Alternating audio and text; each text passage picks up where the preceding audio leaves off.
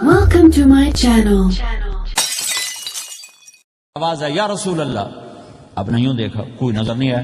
پھر آواز ہے یا رسول اللہ. تو آپ نے دیکھا کہ ہرنی ڈیر چھوٹی وہ کھڑی ہوئی رسی میں بندھی. تو آپ نے کہا کیا ہوا؟ کہا جی آپ کا صحابی مجھے پکڑ کے لایا ہے, میرے چھوٹے چھوٹے بچے بھوک سے رو رہے ہوں گے, آپ مجھے چھوڑ دیں, میں بچوں کو دودھ پلا کے واپس آ جاتا, مجھے پتا ہے میری اللہ کی تقدیر میرے بارے میں کیا ہے. تو آپ نے کہا اگر تو واپس نہ آئی تو پھر؟ تو اس نے کہا مجھے اللہ جہنم میں ڈال دے. آپ نے اس کی رسی کھول دی, خود وہیں بیٹھ گئے. اس نے دوڑ لگائی اور پہاڑوں میں گم ہو گئے. تھوڑی دیر کے بعد وہ دوڑتی ہوئی آئی اور آ کے سر یا رسول اللہ میں حاضر ہو گیا. تو آپ نے اس کو باندھ کے وہیں آپ بیٹھ گئے نہیں. دیر کے بعد وہ صحابی آئے جنہوں نے اس کو شکار کیا تھا, پکڑا تھا. تو کہنے لگے ان کا یا رسول اللہ آپ کہاں کیسے؟ کہ میں ایک درخواست لے کر آیا ہوں. کہ کیا؟ کہ یہ ہرنی مجھے ہدیہ کر دو. کہ یا رسول اللہ سب کچھ آپ کا ہے, کہ بس یہ ہدیہ کر دو. کہ یا رسول اللہ حاضر. تو آپ نے اس کو لے کر رسی اس کی گردن سے نکالی کہ جا بچی اپنے بچوں کے پاس جا کے خوشی منا. سچ نجات دیتا ہے اور جھوٹ ہلاک کرتا ہے. ایک ہرنی جان کی بازی کھیل گئی سچ بولنے کے لیے. تم چند پونڈوں پہ جھوٹ بولتے ہو, ایمان کو برباد کر کے رکھ دیتے ہو. مسلمان جھوٹ نہیں بولتا, مسلمان دھوکہ نہیں دیتا, مسلمان کی زبان سے سخت بول نہیں نکلتا, کسی کو بے عزت نہیں کرتا, کسی کو کی بے اکرامی نہیں کرتا, کسی کا دل نہیں توڑتا, کسی کو ذلیل نہیں کرتا, خود سہتا ہے, اوروں کو خوشیاں دیتا ہے, خود دکھ سہتا ہے, اوروں کو راحت دیتا ہے, خود تکلیف سہتا ہے. یہ میرے نبی کے اخلاق ہیں, یہ میرے نبی کی زندگی ہے, اور یہ اسلام کا سب سے بڑا چیپٹر ہے اور سب سے مشکل چیپٹر ہے. جب میرے نبی نے لمبی نمازیں پڑھی تو اللہ نے روک دیا کہ میرے حبیب ما انزلنا علیک القرآن لتشقى, اتنی لمبی نماز نہ پڑھ کے تو تھک جائے. میرے نبی نے تبلیغ میں زور دکھایا تو اللہ نے روک دیا فلتذهب نفسك علیہم حسرات. میرے نبی اتنا غم نہ کر کے آپ خود ہی آہیں بھرتے بھرتے آپ مر جائیں. میرے نبی نے مال سارا خرچ کیا, اللہ نے اس سے بھی روک دیا ولا تبسطها كل البسط فتقعد ملوما محسورا. اتنا خرچ نہ کریں کہ آپ خود پھر دکھی ہو کے بیٹھ جائیں. خرچ کرنا بہت بڑا عمل. تبلیغ سب سے سارے عملوں کا سردار عمل. تبلیغ سے بڑا کوئی کام ہوتا تو اللہ نبیوں کو دیتے. اگر تبلیغ سے بڑھ کر کوئی کام ہوتا تو اللہ نبیوں کو دیتا. گشت سے بڑھ کر کوئی محنت ہوتی تو اللہ نبیوں کو دیتا. 950 سال نوح علیہ السلام گشتی کر رہے ہیں. اور اللہ کی مان لو. اتنا عظیم عمل کا میرے نبی درمیانہ. نماز سب سے بڑی عبادت, میرے نبی درمیانہ کام. لیکن جب میرے نبی نے اخلاق اچھے کیے, دشمن کو معاف کرنا. لیکن ایک آدمی آپ سوئے ہوئے تھے, آپ کی تلوار لٹکی تھی, ایک آدمی آیا, اس نے آپ کی تلوار اتاری اور یوں ہماری پسلی میں آپ اٹھ کے بیٹھ گئے. اب وہ قتل کے ارادے کے لیے آ چکا ہے اور تلوار یہاں ہے. کہتا من یمنعک منی, اب بول تمہیں کون بچائے گا؟ تو آپ نے مسکراتے ہوئے کہا اللہ. تو اس کے ہاتھ سے تلوار گر پڑی. تو آپ نے اٹھا لی, آپ نے یوں سیدھی کی, اب تو بچا, تجھے کون بچائے گا؟ وہ کہنے لگا مجھے تو ہی بچائے گا. وہ تو اللہ کو جانتا نہیں تھا. کہا بابا مجھے تو ہی بچائے گا. تو آپ کہتے ہیں اس کا سر اڑا دو, یہ نبی کو قتل کرنے آیا ہے. میرے نبی نے فرمایا کلمہ پڑھتے ہو؟ کہا نہیں پڑھتا. کہا جاؤ معاف کیا. یہ میرے نبی کے اخلاق ہیں. 20 سال جنہوں نے قتل کے منصوبے مکہ والے. جب آپ مکہ میں فاتحانہ داخل ہوئے, ابو سفیان سب سے زیادہ آپ کو دکھ پہنچانے والوں میں پیش. تو آپ نے ابو سفیان کو عزت دی. جو ابو سفیان کے گھر میں داخل ہوگا اس کو کچھ نہیں کہا جائے گا. آپ تو ابو سفیان کو بلا کے سولی پہ لٹکاتے, اور آپ کہہ رہے ہیں جو ابو سفیان کے گھر میں جائے گا اسے کچھ نہیں کہا جائے گا, جو بیت اللہ میں ہوگا اسے کچھ نہیں کہا جائے گا. سارا مکہ سامنے, آپ یوں بیت اللہ کا دروازے پر یوں دونوں ہاتھ ایسے ٹکا کے کھڑے تھے. پھر آپ نے کہا میں کیا کروں گا اب تمہارے ساتھ؟ تو سہیل بن عمر نے کہا آپ کریم ہیں, کریم کے بیٹے ہیں. تو آپ نے کہا جاؤ میں نے معاف کیا. یہ اخلاق آج مٹ چکے ہیں مردوں سے, عورتوں سے, علم والوں سے, خانقاہ والوں سے, تبلیغ والوں سے, سب زیرو ہوئے پڑے ہیں. جب تک یہ اخلاق زندہ نہیں ہوتے اسلامی زندگی قائم نہیں ہو سکتی، اسلامی معاشرت قائم نہیں ہو سکتی، اور دین دو چیزوں سے آگے پھیلتا ہے، ایک دعوت اور ایک اخلاق۔ دعوت اور اخلاق، دعوت اور اخلاق۔ دعوت نہیں ہوگی تو اخلاق وہیں پڑے رہ جائیں گے، اخلاق نہیں ہوگے تو دعوت کوئی قبول نہیں کرے۔ میرے نبی نے کتنے معجزے دکھائے مکے میں، نہیں کلمہ پڑھا۔ بدر میں ان کے 70 مارے گئے، فرشتوں کو دیکھا، جبریل کے گھوڑے کی آواز سنی، کلمہ نہیں پڑھا۔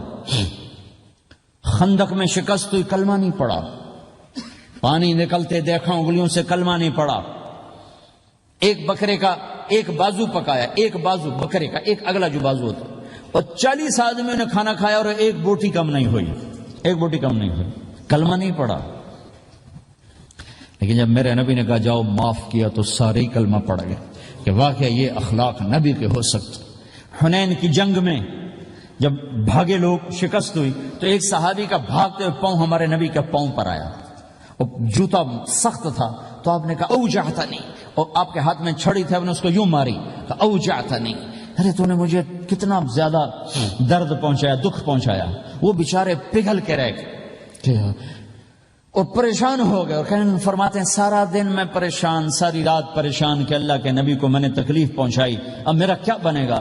اگلا دن ہوا تو اعلان ہو رہا تھا بھائی جس کا پاؤں نبی کے پاؤں پہ آیا تھا اس کو اللہ کے نبی بلا رہے ہیں۔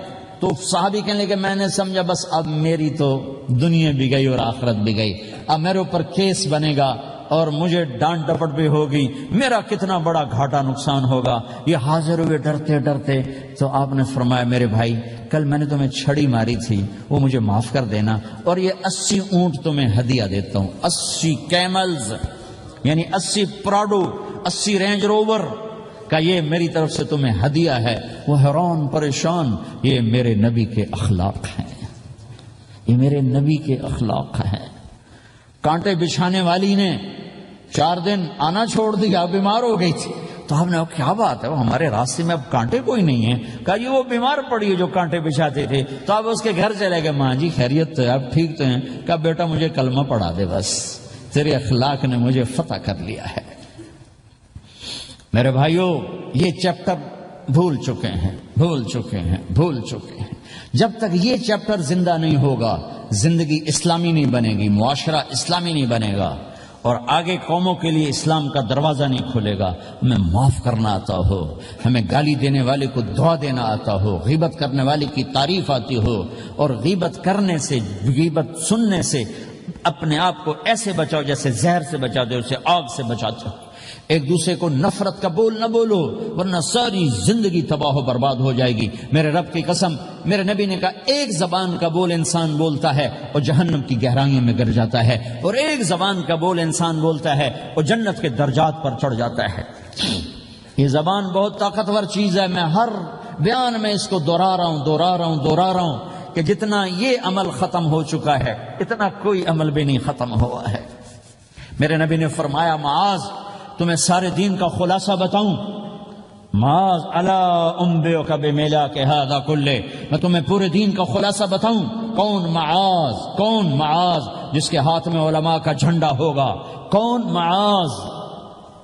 میں ابھی مئی میں ان کے اردن اجتماع میں گیا، آگے ان کے اربد میں گئے، آگے وہاں ان کا مقبرہ ہے 18 کلومیٹر۔ میں گیا، کمرے میں داخل ہوا تو سارا کمرہ خوشبو سے مہک رہا تھا، اور مجھے ایک شخص نے بتایا یہ خوشبو 24 گھنٹے یہاں آتی رہتی ہے۔ جن کو 18 ہجری میں انتقال ہوا، 1417 سال ہو گئے مرے ہوئے، اور قبر سے خوشبو آ رہی۔ اس آدمی کو سمجھایا کیسے اور بتایا کیا؟ معاذ تمہیں سارے دین کا خلاصہ بتاؤں؟ کہا جی بتائیں۔ تو آپ نے یوں کیا، اپنی زبان نکالی اور اس کو پکڑا انگلی سے، کہا کف ھذا، معاذ اس زبان پہ قابو پا جا، یہ پورا دین ہے۔ یہ زبان آج کھل گئی ہے۔ حضرت لقمان علیہ السلام کا فرمان ہے بیٹا میں چپ رہنے پہ کبھی نہیں پچھتایا، میں ہمیشہ اپنے بول پہ پچھتایا ہوں۔ معاذ نے کہا یا رسول اللہ زبان کے بول پہ پکڑ ہوگی؟ کہ تیرا بھلا ہو جائے معاذ، سب سے زیادہ جہنم میں دھکا دینے والی زبان ہوگی۔ اور ایک صحابی ہیں ابو دجانہ۔ کون ابو دجانہ؟ السابقون الاولون من المہاجرین والانصار، اس میں پہلی صف کے صحابہ کون؟ ابو دجانہ۔ جب آپ حج پر گئے تو اپنی جگہ مدینے کا امیر ابو دجانہ کو بنایا۔ ابو دجانہ حج میں شریک نہیں ہوئے کہ آپ نے اپنی جگہ ان کو اپنا نائب بنا کے وہاں کھڑا فرمایا، ابو دجانہ میری جگہ پر مدینے کا امیر ہے، یہ وہ ابو دجانہ ہیں۔ کون ابو دجانہ؟ جو جنگ بدر سے لے کر آخری حج تک ہر سفر میں شریک ہیں، ہر سفر میں شریک ہیں۔ ان کی ایک بات میں بتانا چاہتا ہوں، پہلے تھوڑی سی ان کی ہسٹری بتانا چاہتا ہوں۔ کون ابو دجانہ؟ احد کی جنگ میں آپ نے تلوار اٹھائی، کہ اس تلوار کو کون لے گا؟ کئی صحابہ کھڑے ہو گئے۔ آپ نے کہا اس تلوار کا حق کون ادا کرے گا؟ سارے بیٹھ گئے، 3 آدمی کھڑے رہے، ایک زبیر بن عوام، ایک عمر بن خطاب، ایک ابو دجانہ۔ ان کا نام ہے سماک بن خرشنہ، سماک بن خرشنہ ان کا نام ابو دجانہ سے مشہور ہے۔ تو آپ نے تلوار نہ عمر کو دی، نہ زبیر کو دی، ابو دجانہ کو دی۔ تو عمر رضی اللہ عنہ نے تو محسوس نہیں کیا، حضرت زبیر نے محسوس کیا کہ اس کو کیوں دی، مجھے کیوں نہیں دی؟ میں مہاجرین میں سے ہوں، میں پھوپھی کا بیٹا ہوں، میں اس سے دلیری میں کم نہیں ہوں۔ بلکہ حضرت زبیر کی دلیری کی تو دھاک تھی، جدھر سلوار چلتی تھی کاٹتی چلی جاتی تھی، کہنے کہ میں دیکھوں گا یہ کیا کرتا ہے۔ تو ابو دجانہ کے پیچھے پیچھے زبیر ہو لیے۔ تو ابو دجانہ نے جو حملہ کیا تو 3000 کا لشکر تھا، اس کو چیر کے پار نکل کے، پورے لشکر کو کاٹ کے پار نکل کے، اور آگے عورتیں کھڑی تھیں جو مکے کے لشکر کو تیار کر رہی تھیں۔ نحن بنات طارقی نمشی علی النمارقی مشی القتل بوارقی المسک فی المخالقی المسک فی المفارقی والدر فی المخالقی ان تقبلوا نعانقی وتدبروا نفارقی فراق غیر وامقی، یہ گانا گا رہی تھیں اور ان کو تیار کر رہی تھیں۔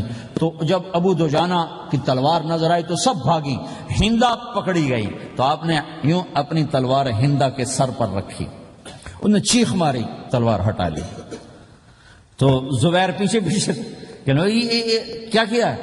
جنگ میں اگر کوئی عورت حصہ لے اسے مارنا جائز ہے، ویسے جائز نہیں ہے، عورت کو، بچے کو، بوڑھے کو ہاتھ لگانا جائز نہیں ہے۔ تو انہوں نے کہا تلوار کیوں نہیں چلائی؟ کہا میرے محبوب کی تلوار ہے، عورت کے خون سے رنگین کر کے اس کی شان نہیں گھٹانا چاہتا، یہ میرے نبی کی تلوار۔ پھر واپس ہوئے، پھر اٹیک کیا اور پھر مجمع کو چیر دیا۔ سامنے ایک آدمی آ رہا تھا ہاتھی کی طرح، اتنا لمبا موٹا تازہ۔ تو زبیر کہنے لگے میرے جی میں آیا کبھی اس کی ٹکر ہونا، پھر میں دیکھوں ابو دجانہ کیا چیز ہے۔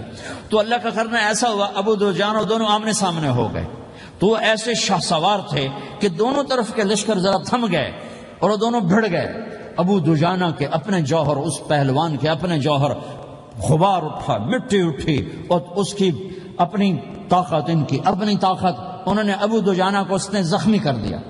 ابو دجانہ نے جو جوش میں آ کے ماری تلوار، اس کو لگی یہاں، تو اتنی طاقت سے لگی کہ اس کے نیچے اتر کر 2 ٹکڑوں میں تقسیم کر دی۔ ماری تو ایک حصہ ادھر، ایک حصہ، پھر یوں دیکھا اور اپنے چہرے سے لوہے کی ٹوپی اتاری، کما ترا انا ابو دجانہ، کیا دیکھ رہے ہو؟ میں ہوں ابو دجانہ، تلوار صحیح لی ہے میں نے، غلط نہیں لی۔ یہ ابو دجانہ ہیں۔ اور جب شکست ہو گئی احد کی جنگ میں، اور پھر 10-12 آدمی نے آپ کو گھیرے میں لیا ہوا تھا، ان میں ایک ابو بکر تھے، عمر تھے، علی تھے، طلحہ تھے، زبیر تھے، سعد بن ابی وقاص تھے، اور سہل بن حنیف تھے، عبادہ قتادہ بن نعمان تھے، اور ابو دجانہ تھے رضی اللہ تعالی عنہم۔ ان میں سے ایک ابو دجانہ بھی تھے۔ اور یمامہ کی جنگ میں ابو دجانہ شہید ہوئے، یمامہ کی جنگ میں شہید ہوئے۔ یہ ابو دجانہ کی تھوڑی سی سیرت آپ کے سامنے آئی ہے۔ اس کے بعد اب آپ ان کے قول کو سنو تاکہ اس کا وزن آپ کے سامنے آئے۔ یہ بدر کے شریک ہیں، اللہ کے نبی نے کہا بدر کا صحابی جو مرضی کرے بخشا گیا۔